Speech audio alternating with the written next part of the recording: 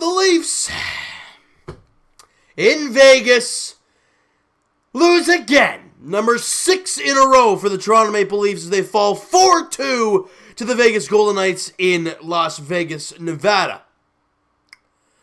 Now, there's been a lot of rage videos lately, and I'm kind of smelling another one here. But let's see how it goes. First period, the good news, the Leafs don't give up a goal. Wow, that's great there. They're actually, the shots are 10-9 in favor of Vegas, but they're right in the game. It's a 0-0 hockey game. Wow, they don't trail after one. Problem, in the second period, they get a power play, and that's not what you want to see because the Leafs penalty kill has been awful. And Cody Glass rips one. It was Max Pacioretty's shot. It squeaks through Frederik Andersen, and Cody Glass bangs in the loose puck, and it's a 1-0 Vegas lead. And the Leafs, once again, trail the game 1-0 and do not score the first goal. All right, then we go to the third period because shots on goal in the second period were 17-8 in favor of Vegas. So yeah, the Leafs didn't play a bad first period, but they played a bad second. And they're down 1-0 after 2. Third period, about 7:26 in. Ilya Mikheyev enters the zone, drops it off for Jason Spezza, and he rips one. Top cheese short side on Marc-Andre Fleury. What a shot from Spezza, his third goal of the year. Second in as many games, and the Leafs have tied the game at 1. We're feeling great. The Leafs are back in it. Maybe this is some momentum they can build on. Not even flipping close. Just over 30 seconds. 30 seconds after you score that goal to tie the game. Tyson Barrie trying to weave his way through the neutral zone. Nope, turns that over, and Travis Dermott following too close. He's already getting beaten because the momentum, he's skating forward, puck gets stolen, and then they're coming the other way, and he's like, crap, I gotta turn around. By that time, Nosic's already on a breakaway. Frederik Andersen looked off balance, and Nosik beats him, and the Leafs are down 2-1. You tied the game, and 30 seconds afterwards, you trail again, it's 2-1. And I was sitting there. Watching this game with my mom. And, especially the third period, because this is what I'm kind of getting at here. And I bring up to her after that 2-1 goal, I told her, before they even play, any play started after that, I say, you know what? I see where this game is going. The Leafs gave us some hope. They tied. They blew it right away, and the game is going to be caved in from here. Marc-Andre Fleury is going to stand on his head, make some stupid saves, and the Leafs are going to end up losing it. That's not me being a terrible Leaf fan, but what it is basically just the way this team is playing lately. It's the truth. And what happened as the game went along? Well, let's start with 2-on-1. John Tavares, big save, Marc-Andre Fleury. Not long after that, Janssen gets the turnover about the top of the circle. I mean, this is crazy. And a beautiful pass down on Nylander. He's got a wide open cage, but clearly he doesn't even see the pass coming to him as the puck just kind of hits his stick and rolls to Marc-Andre Fleury. He makes a nice save, but Nylander didn't even really get a shot off, and that could have tied the game, but instead, the Leafs still trail 2-1. All right, and then they get a power play. I don't know if the robbery happened before or after this goal, but I'm going to go with after, okay? Now, they get another power play because John Tavares takes another PK. Actually, I don't know if he took the one or the two. No, he just only took the one. It was Justin Hall who took the other one. But John Tavares gets the penalty, and the Leafs kind of just start chasing pucks around, leaving Mark Stone wide open on the left side, and he beats Frederik Andersen high glove side, and the lead is now 3-1 for Vegas, with under 10 minutes to play. Now, again, like I said, if this play happened before that goal, I apologize, but I'm going to go with after because I think that's when it happened. It's just embarrassing, guys, because the Leafs are down that much. Well, we get a power play. Okay, hey, maybe it's not totally over yet. Oh, Zach Hyman gets the power play goal. Spezza and Barrie grab points. And hey, we're in a one-goal game. We have seen this before. The Leafs down more than one goal in the third period. They get one kind of late in the game. Oh, it's not over yet. And they give us some false hope. Then, I don't know who it was. I think it was. I'm gonna go with Frederic Gauthier. Takes the shot. It goes over the net, off the glass, and to Mikheyev. Marc-Andre Fleury is way out of his net. Has no business making this save. Mikheyev backhands it. It's going into the net, and Marc-Andre Fleury lays out and makes a sprawling glove save in the air, and that right there, that the game's over at that point in my eyes, because all the momentum is in their end. All the momentum is on their side, and the Leafs can't get anything going. And then they give up an empty netter as Cody Eakin scores. And my question to you guys, now this could be me being just a little irrational and kind of erratic being a Leaf fan, but when the Leafs got that power play late in the game, and obviously they didn't capitalize, and then they had the empty netter and then gave up the goal, but with that power play that the Leafs had with 3:20 to play, okay? 3:20 to play in the third period, the Leafs got a power play. Would you think about halfway through, and when the Leafs are kind of passing around if the Leafs got the opportunity to start passing it around and getting a good opportunity in the offensive zone, why don't you pull Frederik Andersen? Get the two-man advantage. I understand it's risky because the empty netter, it's a one-goal game. You already have the power play, so people could be like, no, you already have the power play, then the power play is over, you pull the goalie, then you have another extra attacker, so basically you kind of have a power play for 3.5 minutes. But in my opinion, the Leafs have not had anything going over at least the last 6 games, but it's been a lot longer than that. So you got to start rolling dice a little bit. And in my opinion, that was the opportunity to roll the dice. Would it have been a risky roll? Absolutely. But when the Leafs are down on the road in Vegas, you've lost 5 straight games, you got to try something. He didn't.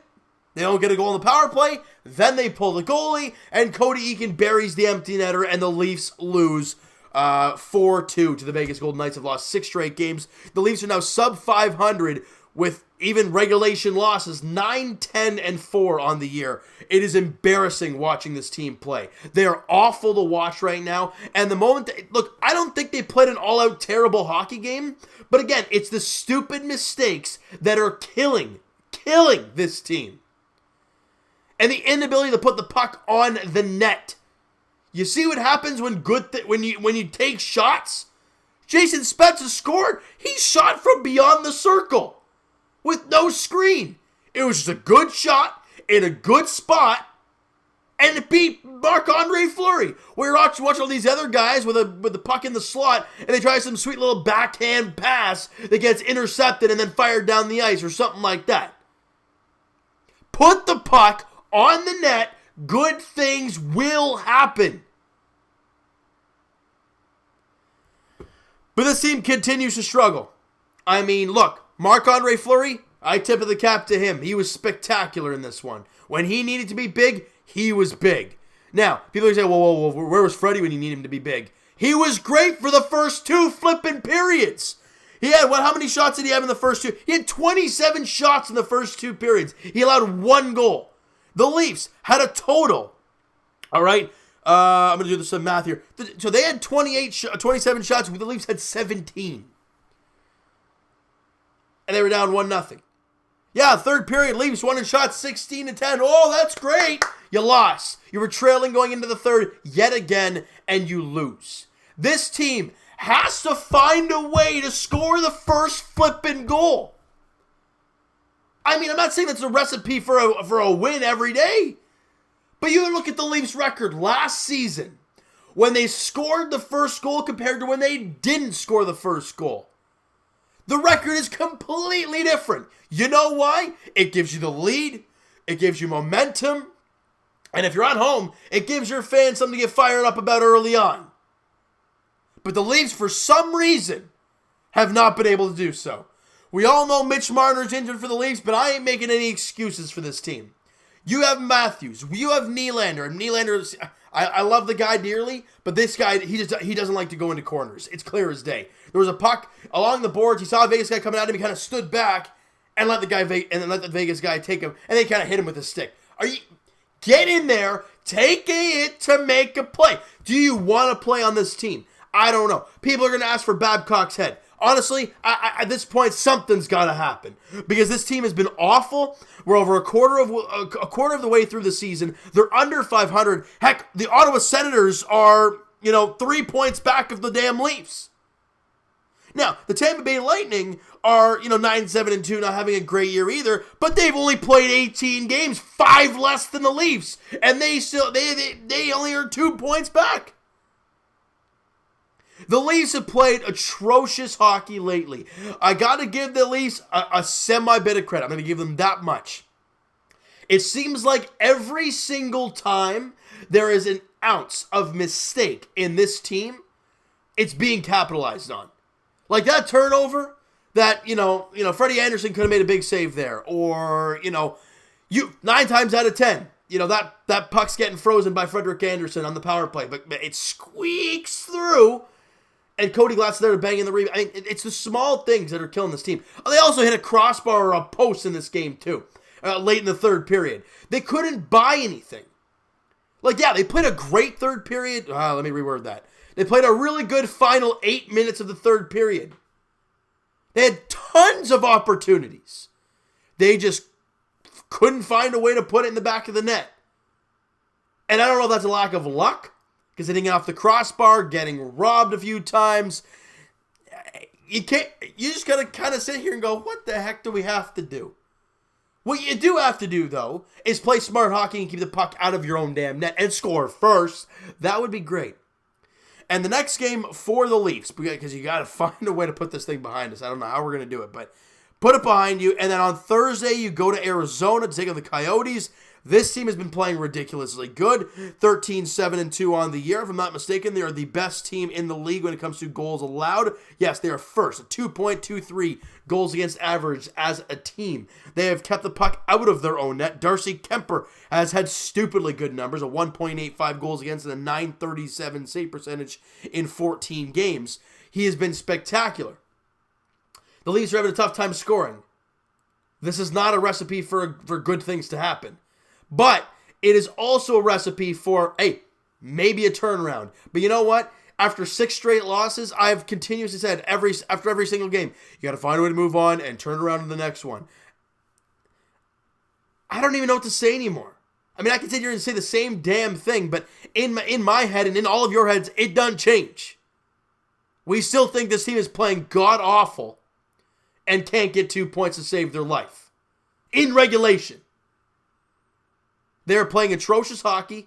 I don't know how the heck they're going to get better. Whether you everyone's going to say fired Babcock. Yeah, well, you know what? Are they going to do it? Not yet.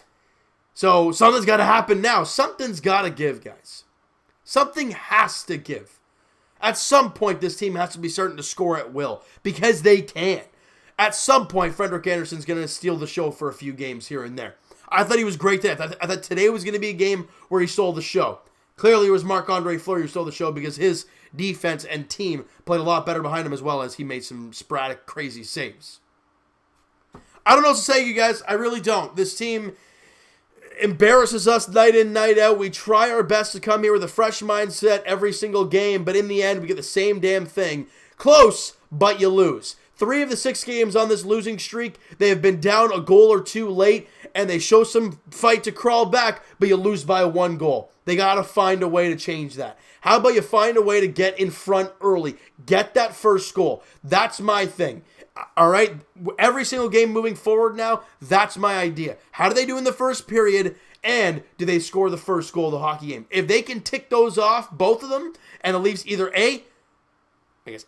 have the lead after 1 or are tied after 1, or B, do they just score the goal, first goal, period, even if it's in the second period? They gotta get it, and they gotta get in front, and they haven't done so. They've been a lot of catch-up hockey, and you can't win games that way. You just can't do it. All right? So you know what, guys? That is going to do it for this absolute mess from the Leafs. Smack that like button to appreciate that. If you guys enjoyed this one, hit the subscribe button. If you guys have not already, comment down below your thoughts on this game, your thoughts on this team, your thoughts on what the heck we've been seeing lately, your thoughts about what the heck is going to change with this team. Whether it's firing Babcock, whether it's, really hardcore switching up lines, or, I don't know. I don't know what your guys' thoughts are when it comes to what we're going to do with this team. If it's not fire Babcock, please give me an explanation of what you think should happen. with this Leaf team heading into the next game on Thursday in Arizona. It's a 9 o'clock puck drop there in Arizona, all right? So you know what, guys? I really do appreciate your guys' support, even though we're watching this kind of crap out there on the ice, all right? Twitter is down below for myself. Follow up, send me a DM, you guys do all that great stuff, and I will talk to you guys Raptors edition, flipping over to a team who's actually playing very well as they take on the Orlando Magic at Scotiabank Arena tomorrow night, 7:30 tip-off there at Scotiabank Arena. Raptors Magic. Raptors looking for their second straight victory and to stay perfect on home court. And as for our Leafs, as we've talked about, their next game is on Thursday night, a 9 o'clock puck drop in Arizona as the Buds visit the Coyotes. Frederik Andersen, Darcy Kemper are the expected starters in that game on Thursday night. Thank you guys so much for listening and watching. Hope you guys know this video and not the game. We'll talk to you guys then.